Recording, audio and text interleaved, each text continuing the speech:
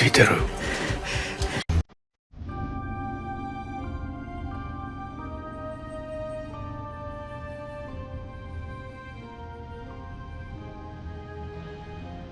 Cerita dimulai dengan memperlihatkan seorang pria yang secara tak terduga memperoleh sebuah kekuatan super yang aneh.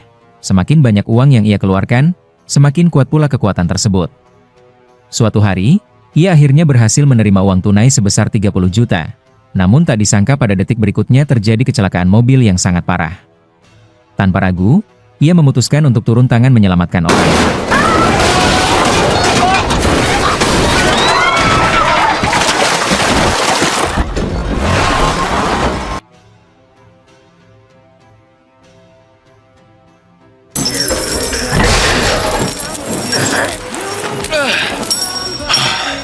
Chang Xiong awalnya hanyalah seorang pemuda biasa. Setiap akhir pekan ia menemani pacarnya melihat-lihat rumah, tetapi harga properti yang melambung tinggi membuat pasangan muda itu hanya bisa menghela napas. Bahkan untuk uang muka pinjaman pun mereka tidak sanggup mengumpulkannya. Dengan terpaksa, Chang Xiong pulang ke kampung halaman untuk meminta bantuan orang tuanya. Namun kenyataannya, orang tuanya juga hidup miskin, bahkan ayahnya terlilit banyak utang. Sejak kecil, Chang Xiong tumbuh sebagai anak miskin yang sering dirundung orang lain. Dalam alam bawah sadarnya, ayahnya adalah sosok pria gagal dan tidak bertanggung jawab. Tak disangka, kali ini sang ayah justru mewariskan kekuatan super turun-temurun kepadanya. Seketika langit dan bumi berputar, kilat dan petir menyambar, dan generasi baru, pahlawan uang, pun resmi muncul.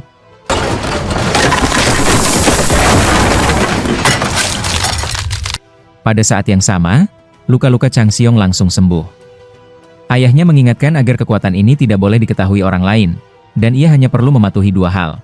Pertama, diam-diam membantu orang yang kesusahan. Kedua, jangan menyentuh uang milik orang lain. Artinya, kekuatan ini hanya boleh digunakan untuk membantu orang lain dengan menghabiskan uangnya sendiri. Sebenarnya Chang Xiong sama sekali tidak menyukai kekuatan super semacam ini, tetapi ia tidak punya pilihan selain menerimanya.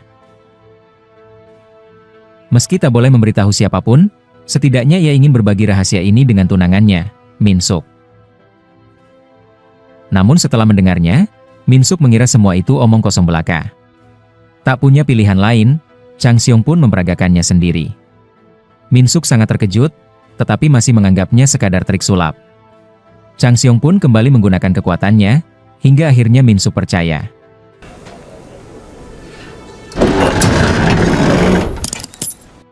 Keduanya lalu melakukan berbagai tes. Ketika uangnya lebih banyak, Chang Xiong bisa melompat lebih jauh dan lebih tinggi. Setelah dianalisis lama, mereka menyadari bahwa kemampuan ini seolah tidak ada gunanya.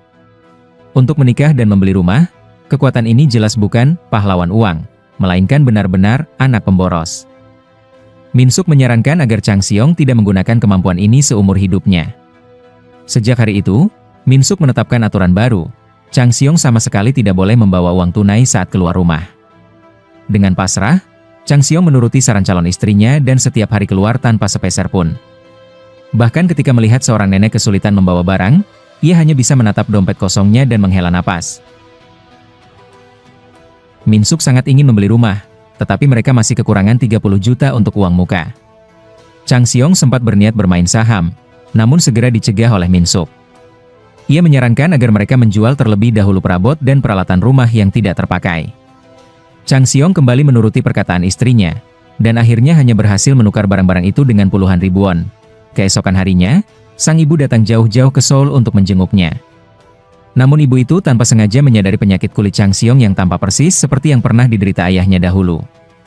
Karena sang ayah telah menyembunyikan kekuatan super itu seumur hidupnya, Chang Xiong pun merasa harus melakukan hal yang sama.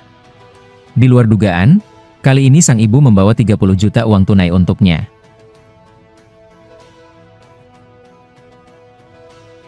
Chang Xiong dengan gembira memberitahu Min Suk, tetapi tak lama kemudian ia kembali mengalami kecelakaan mobil yang serius.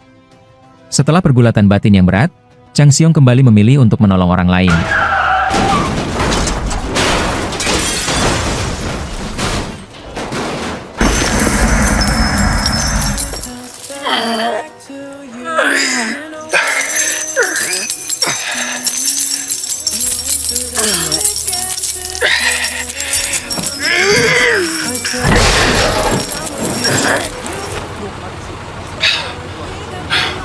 Di sisi lain, seorang gadis tanpa sengaja terpojok oleh sekelompok pria mesum di sebuah gang buntu. Tak disangka, gadis itu juga seorang pemilik kekuatan super dan sengaja memilih tempat tanpa kamera pengawas. Saat seorang wanita datang mendekat, gadis itu bersiap menggunakan kemampuannya lagi. Namun tiba-tiba hujan deras turun, membuat kekuatannya seketika gagal. Gadis itu pun tertangkap kembali. Sementara itu, Chang Xiong ditangkap polisi karena menggunakan kekuatan super saat menyelamatkan orang dan dimasukkan ke penjara. Saat itu, ia hanya ingin segera pulang. Dalam keputusasaan, ia teringat seseorang, ketua PU, pemilik ban gelap bawah tanah. Ayahnya pernah berkata bahwa jika ia menghadapi kesulitan, ia bisa menghubungi nomor ini. Seorang wanita membuka buku catatan utang dan memastikan bahwa ayah Chang Xiong memang pernah meminjam uang. Tak lama kemudian, Chang Xiong dibebaskan, sesuatu yang sangat mengejutkannya. Namun melihat Min Suk telah meneleponnya sampai 50 kali, ia tahu bahwa setibanya di rumah nanti, ia pasti akan mati. Tak lama kemudian, sekelompok orang asing menjemputnya. Ternyata mereka adalah utusan ketua park. Tujuan kedatangan ketua park kali ini adalah untuk meminta Chang Xiong membantu menyelesaikan urusan yang ditinggalkan oleh ayahnya. Mereka datang untuk menagih utang. Ayah Chang Xiong berutang 3 miliar won kepada ketua park. Chang Xiong sempat berniat membuka pintu mobil dan melarikan diri. Di sisi lain, Zhao Ena tiba di sebuah perusahaan peternakan yang di permukaan tampak seperti rumah potong hewan, tetapi diam-diam digunakan untuk meneliti para pemilik kekuatan super. Sejak Chang Xiong menyelamatkan satu bus penuh orang, Zhao Ena mulai memperhatikannya. Para pemilik kekuatan super yang ditangkap akan kehilangan kemampuan mereka setelah diekstraksi menggunakan alat khusus. Melihat serum hasil ekstraksi itu, Zhao Ena merasa sangat tergoda. Tak lama kemudian, ia memerintahkan anak buahnya untuk bertindak terhadap Chang Xiong agar ia tidak bisa lagi menggunakan kekuatan supernya. Sementara itu, Chang Xiong ditangkap oleh ketua park dan dilemparkan uang tunai sebesar 50 juta won untuk menguji kemampuannya. Chang Xiong dipukuli hingga setengah mati, namun tetap tidak menggunakan kekuatannya. Saat semua orang kebingungan, Chang Xiong diam-diam mengambil uang itu. Seiring koin-koin terus berjatuhan, luka-lukanya langsung pulih. Chang Xiong pun memutuskan untuk melawan, tetapi kekuatan tempurnya masih saja payah dan ia kembali dihajar hingga tergeletak di tanah. Melihat pemandangan itu, ketua park tersenyum puas. Chang Xiong sendiri tak menyangka dirinya bisa sekuat itu, namun ketika uang tunai di tubuhnya habis, ia kembali ambruk. Ia lalu memberitahu ketua park bahwa ayahnya sudah kabur ke Spanyol untuk berlibur. Chang Xiong mewarisi kekuatan super ayahnya, sekaligus mewarisi utang dalam jumlah besar. Namun ketua park justru memberinya jalan keluar. Anak buahnya menunjukkan data rekening Chang Xiong, dan ketua park pun tahu bahwa ia memiliki seorang pacar. Ketua park kemudian memberinya alasan yang sama sekali tak bisa ditolak. Orang-orang yang dimaksud ketua park kemungkinan besar adalah kelompok Zhao Ena, meski Chang Xiong belum memahami betapa berbahayanya mereka. Saat itu, yang ada di pikirannya hanyalah bagaimana cara melarikan diri. Chang Xiong berhasil pulang ke rumah, dan Min Suk kebetulan melihat video dirinya menyelamatkan orang. Ia ingin mendengar penjelasan dari Chang Xiong. Chang Xiong mengatakan bahwa ia tak tega membiarkan orang mati begitu saja. Tetapi uang 30 juta itu pun lenyap. Min Suk sangat sedih. Bukan hanya uang muka rumah yang hilang, bahkan rencana pernikahan mereka pun menjadi tidak pasti. Min Suk marah besar dan pergi meninggalkan rumah. Namun detik berikutnya, rumah itu tiba-tiba meledak. Jelas ulah anak buah Zhao Ena. Chang Xiong akhirnya berhadapan langsung dengan para orang gila itu dan terpaksa melarikan diri ke kampung halaman di pedesaan pada malam hari. Ia tak tahu harus berbuat apa, sementara Min Suk terus tak mau mengangkat teleponnya.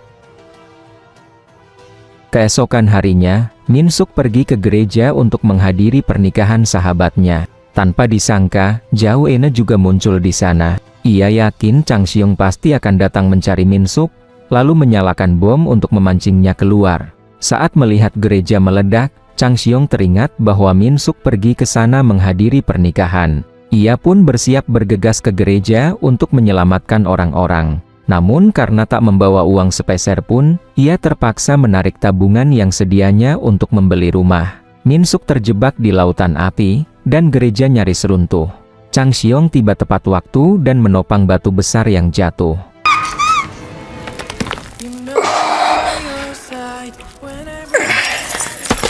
Ia memindahkan reruntuhan, membuat Minsuk akhirnya bisa bernapas lega. Meski tak mendapatkan pengertian dari kekasihnya, Chang Xiong tetap menggunakan kekuatan supernya, menghancurkan jalan buntu dan membantu semua orang melarikan diri. Namun Minsuk justru berdiri terpaku. Meski baru saja lolos dari maut, kehilangan uang terasa jauh lebih menyakitkan baginya. Chang Xiong lalu mengeluarkan formulir pendaftaran pernikahan dan melamar Minsuk. Saat itu, Minsuk akhirnya tersenyum. Banyak atau sedikitnya uang mungkin tidak lagi penting. Yang ia butuhkan hanyalah sebuah janji dari Chang Xiong. Namun tiba-tiba seorang pria masuk sambil menyeret 2 tabung gas yang terbakar. Sementara tubuhnya sama sekali tidak terluka. Chang Xiong mengeluarkan sisa uang tunainya untuk menghadapi pria itu dalam pertarungan. Tak lama kemudian, Chang Xiong kalah dan uangnya hampir habis. Ia mengeluarkan sisa terakhir 10.000 won, bersiap bertaruh habis-habisan. Minsuk mengira Chang Xiong telah mati dan dengan marah melempari pria itu dengan batu. Tanpa disangka, hal itu justru membuat pria tersebut murka dan berniat membunuh Minsuk juga. Namun pria itu akhirnya tewas. Sementara Chang Xiong pulih seketika. Pemandangan ini membuat Minsuk penuh tanda tanya. Sayangnya, Chang Xiong sudah benar-benar kehabisan uang dan kembali ambruk dengan lemah. Tepat saat itu, 2 orang aneh muncul dan dengan mudah menembus dinding beton. Mereka bukan hanya teman ayahnya, tetapi juga anggota asosiasi kekuatan super. 네가 상웅이구나. 아버지 잘 계시니? Chang Xiong diselamatkan oleh mereka. Pria berambut keriting memperkenalkan dirinya sebagai manusia rubah, yang kekuatannya aktif setiap kali ia minum alkohol. Chang Xiong pun sadar bahwa di dunia ini bukan hanya dirinya yang memiliki kekuatan super. Seorang gadis lain bernama Feng Enwei memiliki kemampuan yang bergantung pada asupan kalori. Semakin tinggi kalorinya, semakin kuat kemampuannya. Tugas asosiasi kekuatan super adalah mengumpulkan para pemilik kekuatan super bawah tanah seperti Chang Xiong, lalu membawa perdamaian dan cahaya bagi dunia. Namun Chang Xiong sendiri enggan terus menggunakan kekuatan supernya dan berniat pergi begitu saja. Meski begitu, pada akhirnya ia terpaksa tinggal untuk menyelidiki kebenaran. Kekuatan pikiran Feng Enwei memang luar biasa, dan segala sesuatu di dalam ruang rahasia itu membuat Chang Xiong benar-benar terkejut. Akhirnya Chang Xiong mengetahui kebenaran tentang organisasi perkumpulan manusia biasa, dan target mereka selanjutnya ternyata adalah dirinya. Di saat yang sama, Zhao Ene sedang melaporkan situasi tersebut kepada Zhao Yuantu. Manusia rubah menasihati Chang Xiong agar tidak terlalu panik dan tetap menjalani hidup seperti biasa. Karena langkah pertama perkumpulan manusia biasa adalah mengacaukan kehidupan normal para pemilik kekuatan super, lalu melancarkan serangan. Tujuan akhir asosiasi kekuatan super adalah mengumpulkan bukti kejahatan mereka dan menangkap semuanya sekaligus. Sementara itu, pihak kepolisian melalui rekaman video di lokasi kebakaran mengetahui bahwa pahlawan yang menyelamatkan orang-orang saat itu adalah pahlawan uang yang sama dari kecelakaan bus sebelumnya. Pada saat yang sama, Enwei membawa Chang Xiong ke sebuah perusahaan logistik untuk melatih kemampuan supernya. Setelah melalui masa pelatihan keras, berbagai kemampuan Chang Xiong mengalami peningkatan pesat. Grup Van Renhui di permukaan hanyalah sebuah perusahaan cangkang. Tetapi sebenarnya mereka khusus menyerang para pemilik kekuatan super dan melakukan berbagai eksperimen manusia yang kejam dan menyimpang. Menyerbu perusahaan cangkang itu dan mendapatkan data mereka menjadi misi pertama para pemilik kekuatan super. Enwei bahkan menyiapkan berbagai perlengkapan untuk Chang Xiong. Alhasil, pahlawan uang kembali tampil sebagai pendekar bertopeng. Saat seorang gadis diganggu oleh sekelompok berandalan, sang pendekar bertopeng pun muncul tepat waktu untuk menolong. Di saat yang sama, Zhao Ene dengan amarah mendidih tiba di markas rahasia, yang merupakan inti dari Van Renhui. Serum-serum yang disembunyikan di sana semuanya bernilai sangat tinggi. Di sisi lain, tim pemilik kekuatan super tiba di sebuah villa pegunungan terpencil. Konon, di sana tinggal pemilik kekuatan super terkuat. Seorang kakek tua, yang memiliki kemampuan melihat masa depan. Chang Xiong bertanya kepada sang kakek apakah dirinya sudah bisa menjadi pemilik kekuatan super yang layak. Namun detik berikutnya, serangkaian aksi aneh sang kakek membuat Chang Xiong tercengang. Meski bertanya berkali-kali, ia tetap tidak mendapatkan jawaban yang jelas. Baru saja kata-kata itu terucap, sang kakek tiba-tiba menyerbu keluar. Pada saat yang sama, orang-orang Van Renhui juga mengejar hingga ke tempat itu. Melihat musuh datang dengan ganas, manusia rubah meminta NVL terlebih dahulu membawa sang kakek melarikan diri. Ia lalu memberikan sejumlah uang tunai kepada Chang Xiong dan sendirian menghadapi musuh. 강상웅은 어딨어? 낮장 한번 구경하려고 여태 기다렸다. Meski bertarung cukup lama, manusia rubah akhirnya tetap terpojok oleh Van Renhui. Saat itu, sang kakek kembali menggunakan kekuatannya, membuat semua orang kembali terpana. Ternyata sang kakek tidak tertembak, karena Chang Xiong muncul tepat waktu untuk menyelamatkannya. Pertempuran besar pun pecah, dan tak disangka pihak lawan bahkan memiliki penembak jitu. Tiba-tiba sebuah mobil terbang melintas di udara. Zhao Ena akhirnya mengerahkan anak buah terkuatnya. Untungnya, Chang Xiong masih memiliki sedikit uang tunai. Ia memancing pria api itu ke kolam air, berharap air bisa melemahkan kekuatan supernya. Namun pria api yang telah dimodifikasi ternyata tidak terpengaruh dan bahkan mampu bertarung seimbang dengan Chang Xiong. Yang lebih fatal, uang Chang Xiong habis, dan ia segera berada di posisi terdesak. Beruntung, kolam itu adalah kolam permohonan. Chang Xiong meraup segenggam koin dan seketika memulihkan kekuatan tempurnya, lalu menghantam pria api itu hingga terkapar. Zhao Ene pun terperangah melihat pemandangan tersebut. 난 너희들 그 표정이 너무 좋아. Pada saat itu, Ketua Zhao tiba-tiba menelepon dan ingin membeli kekuatan super Chang Xiong. Tawaran itu benar-benar menggoyahkan hatinya, sehingga kedua pihak pun sepakat untuk gencatan senjata sementara. Tak lama kemudian, polisi tiba di lokasi pertempuran dan kembali menemukan koin-koin yang berserakan. Bahkan juga menemukan selembar surat utang. Hal ini membuat polisi mulai memperhatikan Chang Xiong. Setelah itu, Chang Xiong menemui Envel dan menanyakan soal perdagangan kekuatan super. Sebenarnya Envel sudah lama mendengar kabar itu. Selain mereka berdua, banyak orang lain telah menjual kekuatan super mereka. Keduanya diam-diam mendatangi apartemen pengacara Bian. Chang Xiong membongkar berangkas dengan paksa dan menemukan sebuah daftar orang-orang yang kekuatan supernya menghilang. Sekaligus menyaksikan pemandangan mengerikan, banyak orang yang menjual kekuatan super mereka dengan harga murah, lalu mengalami nasib tragis setelahnya. Nasib para pemilik kekuatan super yang menghilang itu menjadi misteri. Tak ada yang tahu apakah mereka masih hidup atau sudah mati. Yang mengejutkan, data Chang Xiong juga tercantum jelas di dalam daftar tersebut. Di sisi lain, pengacara Bian tenggelam dalam mabuk-mabukan untuk melupakan masalahnya. Ia menderita kanker hati dan tak punya banyak waktu lagi. Dokter bahkan menyarankannya untuk mulai menyiapkan urusan akhir hayat. Demi melunasi utang raksasa yang menimpanya, Chang Xiong memutuskan untuk membuat kesepakatan dengan Ketua Zhao dan menjual kekuatan supernya. Setelah transaksi itu, Chang Xiong akhirnya merasa bebas dari utang. Ia mentraktir Minsuk es krim Häagen-Dazs yang mahal dan dengan seenaknya menggunakan kekuatan supernya, mengajak Minsuk melompat dari gedung ke gedung. Tak lama kemudian, Chang Xiong mengeluarkan sebuah cincin dan secara resmi melamar Minsuk. Serangkaian perilaku aneh ini membuat Minsuk kebingungan, namun Chang Xiong tidak menjelaskan apapun alasannya. Keesokan harinya, Chang Xiong kembali bekerja di kantor. Ia berubah drastis, dengan inisiatif sendiri membukakan pintu untuk rekan kerja, membantu rekan wanita menyajikan teh dan air.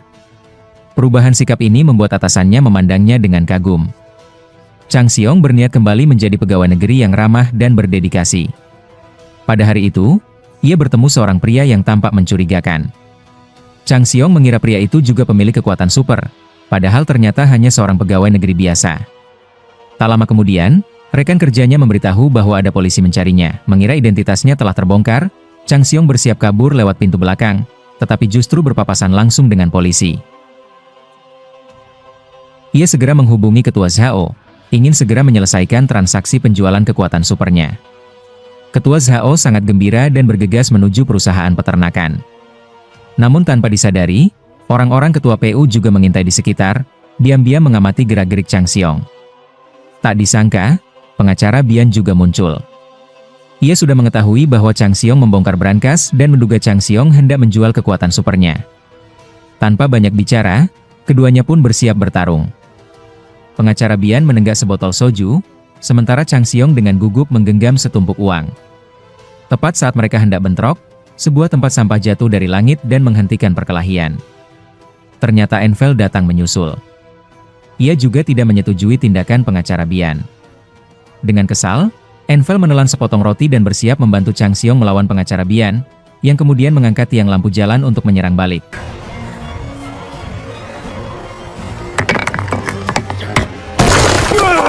Pada saat itu, Ketua PU menerima kabar bahwa Chang Xiong hendak menjual kekuatan supernya dan segera memerintahkan anak buahnya untuk menggagalkan rencana tersebut. Di tengah perkelahian sengit, ketiganya tiba-tiba berhenti. Pengacara Bian mengusulkan gencatan senjata sementara agar mereka tidak terjebak dalam rencana perkumpulan manusia biasa. Envel pun menuding pengacara Bian, dan saat keduanya berdebat, Chang Xiong diam-diam menyelinap ke perusahaan Changkang. Ia pun dibawa oleh Fan Renhui ke laboratorium dan menyaksikan berbagai eksperimen manusia yang mengerikan, benar-benar membuka matanya melihat Chang Xiong. Zhao Ana tersenyum lebar dan segera mempersilahkannya naik ke meja eksperimen. Chang Xiong menegaskan bahwa ia hanya akan menjual kekuatannya jika melihat uangnya terlebih dahulu. Zhao Ana pun langsung mengeluarkan 4 miliar. Meski hatinya berdebar, Chang Xiong tak menyangka pengacara Bian diam-diam menyusup masuk. Begitu melihat peti-peti uang tunai, Chang Xiong seketika melepaskan ikatannya. Ternyata semua ini adalah rencana penyamaran tim pemilik kekuatan super. Chang Xiong segera membuka brankas di dalam laboratorium, yang menyimpan data rahasia terpenting milik Fan Renhui. Sebelum mundur, mereka membakar seluruh laboratorium hingga habis. Namun bahaya belum berakhir. Pasukan bersenjata mulai melakukan pengejaran besar-besaran. Berkat bantuan Envel, tim super akhirnya berhasil menyelesaikan misi sesuai rencana. Meski harus kehilangan 4 miliar uang tunai dari dokumen rahasia itu, mereka mengetahui bahwa Fan Renhui telah lama menjalankan eksperimen ilegal. Chang Xiong teringat pria bernama Zhao Nason yang pernah ditemuinya, orang yang mengaku sebagai pegawai negeri. Ternyata dialah dalang lain di balik semua ini, sekaligus putra Zhao Yuantu. Tak lama kemudian, Chang Xiong berhasil melacak alamat Zhao Nason. Tim super menggunakan kekuatan mereka untuk mendobrak masuk, tetapi pemandangan yang mereka lihat sungguh mengejutkan. Melalui teleskop di dalam ruangan, Chang Xiong melihat Zhao Nason dengan tenang melambaikan tangan ke arah mereka. Iblis sejati akhirnya muncul tepat di depan mata. Fan Renhui mengekstrak berbagai kekuatan super menjadi bubuk, yang laris manis di pasar gelap In Junzi. Pemasoknya adalah seorang distributor bernama Hermes. Mereka harus segera menangkap Hermes. Jika uji klinis selesai, Fan Renhui akan menyalin kekuatan super dan mulai menjualnya secara massal. Keesokan malamnya, tim super bergerak lebih dulu. Chang Xiong dan Envel memasuki sebuah klub malam, sementara manusia rubah berjaga di luar sebagai penutup. Tak lama kemudian, Chang Xiong menemukan jejak Hermes dan mengejarnya hingga ke sebuah ruang VIP. Kali ini, pahlawan uang berhadapan dengan pahlawan petir. Gadis itu mengejek Chang Xiong karena hanya membawa uang segitu, seolah-olah meremahkannya. Tak disangka, Hermes langsung melarikan diri, dan Envel pun segera menyusul. Namun ternyata, kepanikan Hermes hanyalah pura-pura. Semua ini sudah berada dalam kendali Zhao Nason. Menghadapi situasi di depan mata, Chang Xiong tak tahu langkah apa lagi yang harus ia ambil menghadapi rencana Zhao Nason selanjutnya. Apa sebenarnya yang sedang dilakukan Nason? Tiba-tiba sejumlah besar koin berjatuhan di kaki Chang Xiong, dan seketika itu juga ia dikepung banyak orang. Zhao Nason menonton semua itu dengan ekspresi tenang, seolah sedang menyaksikan sebuah pertunjukan. Beruntung polisi segera datang dan membubarkan kerumunan, namun Chang Xiong justru dianggap sebagai pelaku kejahatan dan dibawa ke mobil polisi. Yang lebih buruk lagi, di antara para polisi ternyata ada pembunuh dari perkumpulan manusia biasa. Di tengah perjalanan, Chang Xiong melihat kesempatan dan mulai melawan. Meski Chang Xiong berhasil melarikan diri, ia harus membayar harga mahal. Min Suk justru diculik oleh orang-orang perkumpulan manusia biasa.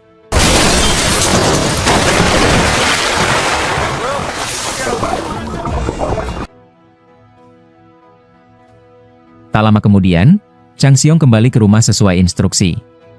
Tanpa disangka, Hermes sudah menunggunya di sana dan dengan santai melemparkan setumpuk uang kepadanya. Namun Chang Xiong sama sekali bukan tandingan Hermes dan dengan cepat dihajar hingga tak berdaya.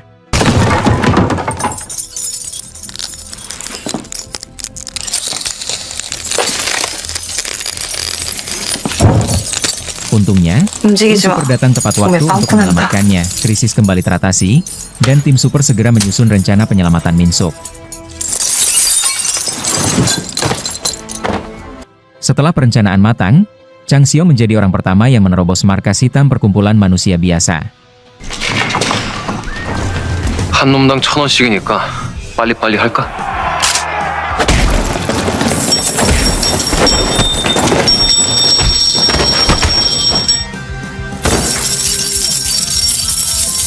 Namun baru saja ia bertemu Min-suk, Zhao Nason langsung menembaknya. Saat itu, Chang Seong tidak membawa uang tunai sama sekali dan sudah kehilangan kemampuan untuk memulihkan diri. Dalam detik-detik genting, sang pembela muncul dari udara, sementara Envel buru-buru melemparkan dompet ke arah Chang Seong. Sayangnya, sang pembela tetap tertembak. Zhao Nason lalu berbalik dan berniat membunuh Min-suk. Tanpa ragu, Chang Seong menerjang ke depan dan mendorong Zhao Nason masuk ke dalam lift. Namun tak disangka, cerita justru memasuki titik balik yang luar biasa.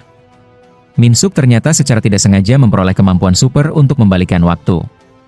Seiring jarum jam di arlojinya berputar mundur, waktu pun ikut terbalik. Min-suk berusaha sekuat tenaga membuka pintu lift, tetapi tetap terlambat satu langkah. Ledakan itu tetap terjadi, dan akhir tragis seolah tak terhindarkan.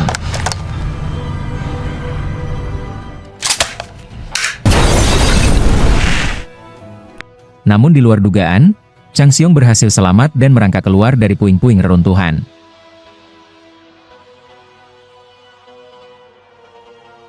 Pada saat yang sama, penjahat besar Zhao Nason juga hidup kembali. Dengan menyuntikkan serum ke dalam tubuhnya, ia berubah menjadi pemilik kekuatan super terkuat di dunia. Yang tak pernah dibayangkan Hermes adalah bahwa Zhao Nason benar-benar berubah menjadi mesin pembunuh. Pada akhirnya, tibalah pertarungan terakhir antara Chang Seong dan Zhao Nason. Tim super pun ikut bergabung dalam pertempuran tersebut. Dengan kerja sama semua pihak, mereka akhirnya mengalahkan si pembunuh dan dunia kembali pulih seperti semula.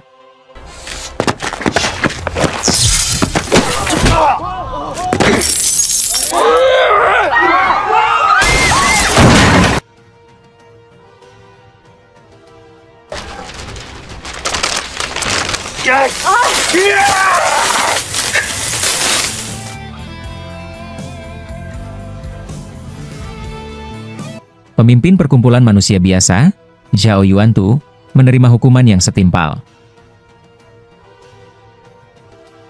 Chang Seong dan Min-suk pun akhirnya berhasil membeli rumah besar impian mereka.